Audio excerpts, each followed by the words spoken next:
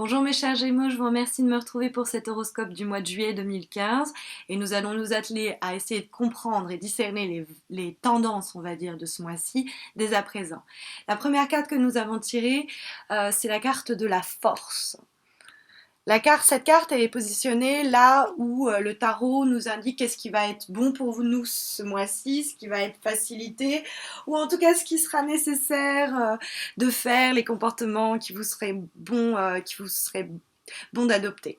Et la carte de la force, c'est une carte qui nous appelle toujours à faire preuve de persévérance et d'effort dans les démarches entreprises.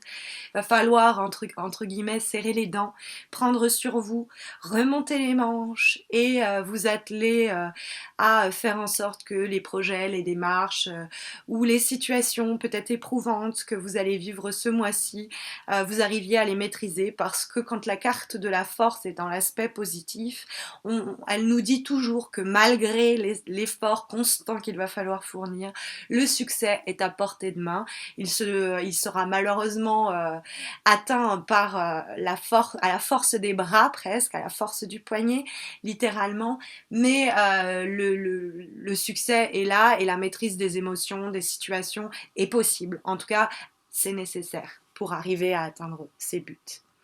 En face, on a les obstacles et les difficultés que vous pourriez rencontrer ce mois-ci, ce qui pourrait poser problème. La carte que nous avons tirée, c'est la carte du chariot. Et la carte du chariot peut à la fois nous parler de l'aspect professionnel, parce que c'est une lame qui symbolise le travail dans son ensemble, donc qui pourrait nous dire que vous allez rencontrer des problèmes avec peut-être vos collègues, ou peut-être vous ennuyer dans le où vous êtes, ou peut-être que ça se passe mal. Bref, le domaine professionnel pourrait être un peu pesant ce mois-ci pour vous. Ça peut aussi nous parler des déplacements, puisque la carte du chariot, c'est un véhicule, ça reste les déplacements. Et alors, contre toute attente, les déplacements, les petits déplacements en tout cas, ne sont pas favorisés, puisque la carte du chariot se trouve dans les aspects négatifs. Ça pourrait aussi nous parler d'une situation que vous aimeriez voir évoluer, hein, et puis ça piétine un peu, d'où la carte de la force qui vous dit, bon, bah, prenez sur vous le temps que les choses avancent, peut-être que vous allez rencontrer quelques petits blocages et que ça va un petit peu vous démoraliser, vous saper morale, mais restez vaillant et vaillante, la force vous y invite, ce ne sera que passager.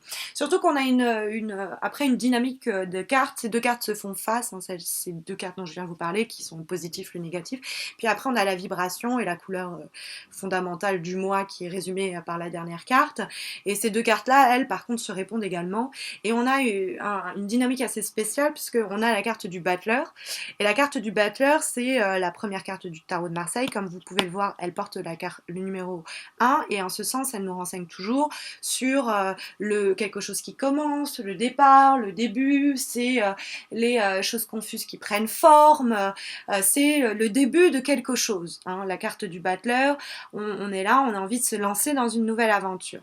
Et le fait est que c'est la première carte du tarot de Marseille, et la carte qui lui répond, c'est la dernière carte du tarot de Marseille, c'est le mât, qui ne porte même pas de chiffre parce qu'elle est presque hors jeu, c'est-à-dire qu'elle est hors des sentiers battus, ça c'est évident, le mât c'est ça, mais c'est surtout que le mât c'est le fou, on l'appelle autrement, et il part en route vers des chemins, hop, c'est l'obscurité, il part vers des chemins qui étaient jusqu'alors inconnus pour lui, et qui va découvrir comme ça, il va se lancer.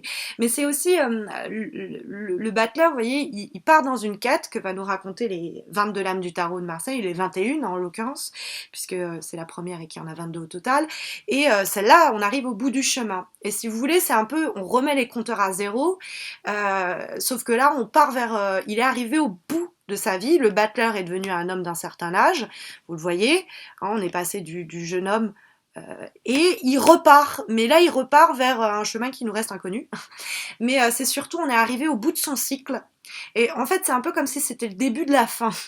Alors pas négativement, hein. C'est pour ça qu'il va falloir vous montrer fort ou forte, je pense, mais le début de la fin dans le sens où il y a un processus qui est lancé, donc qui démarre, où on arrive à la fin de quelque chose pour démarrer autre chose. Donc c'est pour ça que je parle du début, de la fin. C'est un cycle complet, hein, qui est métaphorisé par ces deux cartes qui s'en font face. On commence à voir la fin. en voir la fin. Donc ça peut nous parler d'un projet que vous étiez en train depuis longtemps de mettre en route, ou ça peut plein de choses, mais vous êtes là en train de vous engager dans ce qui sera votre entre guillemets sur ce projet-là, votre dernière aventure, mais pas dans le sens oh mon dieu après il n'y aura plus rien à vivre, mais où vous arrivez, vous êtes engagé sur les derniers mètres, ou en tout cas sur les dernières étapes de votre aventure, celle-ci là, où vous allez enfin pouvoir arriver à franchir la ligne d'arrivée, et vous allez repartir du coup vers de nouvelles aventures, mais vous aurez fini un cycle. C'est un petit peu ça, hein. Battler et Ma, c'est deux cartes qui se répondent très fort. C'est très fort la signification. Voilà, donc je vous remercie pour la confiance que vous m'accordez en regardant à nouveau cette vidéo. Enfin, pour certains d'entre vous, ceux qui sont fidélisés. Pour les nouveaux arrivants, merci d'avoir tenté l'expérience. N'hésitez pas à vous abonner à ma chaîne si ce n'est pas encore fait. J'ai dépassé les 1000 abonnés il y a quelques semaines, et c'est très réconfortant de voir que je suis suivie, donc que je fais ça me prend du temps. Eh bien, je vois que au moins j'ai un retour, donc n'hésitez pas à m'encourager en vous abonnant à ma chaîne. Et moi, pour vous rendre l'appareil, pour vous remercier, j'organise sur ma page Facebook, où vous pouvez également me suivre, des concours mensuels où par tirage au sort, je permets à quelqu'un de remporter un tirage personnalisé gratuit de 15 à 25 minutes sur une problématique personnelle, de votre choix, si vous êtes l'heureux ou l'heureuse vainqueur. Voilà, je vous remercie, je vous souhaite à tous et à toutes un très bon mois de juillet, je vous dis j'espère au mois prochain.